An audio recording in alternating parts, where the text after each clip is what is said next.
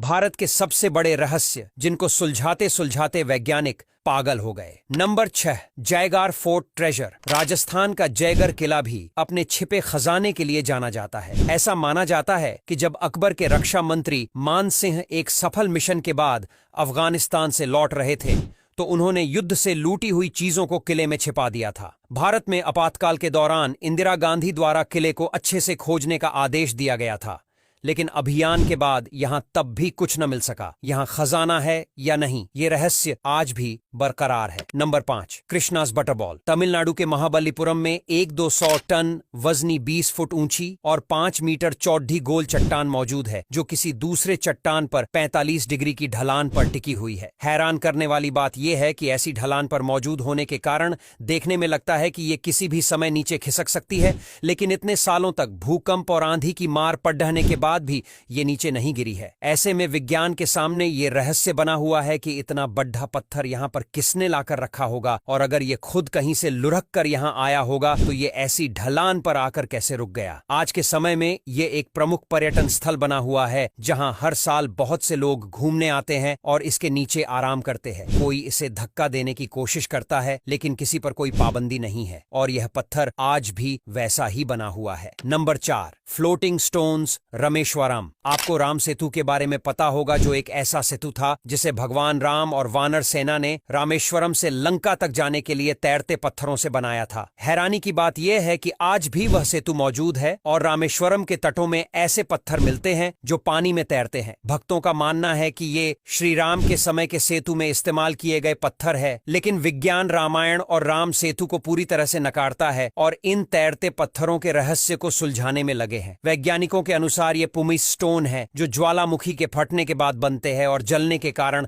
अंदर से खोखले हो जाते हैं जिससे ये पानी में तैर सकते हैं। लेकिन वैज्ञानिक अपने इस तर्क पर भी पूरी तरह से स्पष्ट नहीं है, क्योंकि रामेश्वरम में पाए जाने वाले पत्थर पुलाइस पत्थर के मुकाबले ज्यादा भारी है और इस जगह के आसपास कोई भी ज्वालामुखी नहीं है। नंबर 3, सोन भंडार केव। ऐसा कहते हैं इस गुफा को एक बद्धी सी चट्टान को काटकर बनाया गया है। दूसरी ओर माना जाता है कि जब बिंबिसार के बेटे ने उन्हें कैद कर लिया था तब उनकी पत्नी ने बेटे से खजाना छिपाने के लिए इसी गुफा की मदद ली थी। यहाँ एक सांखलिपि में लिखा एक शिलालेख भी मौजूद है। ऐसा माना जाता है कि अगर किसी ने भी इन शिलालेखों को डिकोड कर लिया तो खजाने का द्वार खुल जाएगा। अंग्रेजों ने खजाने को पाने के लिए तोप की भी मदद ली थी, लेकिन वो इसमें असफल रहे। Number 2, the iron pillar of Delhi. Delhi के कुतुब मीनार के पास the iron pillar of Delhi नाम का एक प्राचीन लौह पिलर मौजूद है जिसकी लंबाई 21 फुट 8 इंच है और वजन 6 टन है। माना जाता है यह पिलर लगभग 1600 साल पुराना है और इसका निर्माण 5वीं सदी में चंद्रगुप्त विक्रमादित्य ने करवाया था, जो विष्णु भगवान के मंदिर के सामने हुआ करता था। आज के समय में दिल्ली के इस लोहे के पिलर की बनावट ने एक्सपर्ट्स को अभी तक हैरान करके रखा है, क्योंकि यह 1600 सालों से खुले आसमान में मौजूद है और इतने सालों से बारिश और नमी को झेलता आ रहा है, लेकिन फिर भी इस पिलर में थोड़ी भी जंग नहीं लगी है। साइंटिस्ट्स कई सालों से इस पिलर में जंग ना लगने के कारण का पता लगाने की कोशिश करते आ रहे हैं, लेकिन वो इसमें आज तक सफल नहीं हो पाई है। नंबर 1, कोंकाला पास। भारत चीन के विवाद के कारण इस जगह पर कोई भी नहीं जाता, लेकिन दूर से दोनों देशों के सैनिक इस जगह पर नजर बनाए रखते हैं। कोंकाला पास का रहस्य यह है कि बहुत से स्थानीय लोगों और सैनिकों ने इस जगह पर कुछ रोशनी और अजीब चीज को देखा है जिसे कि एलियन का यूएफओ माना जाता है। कहा जाता है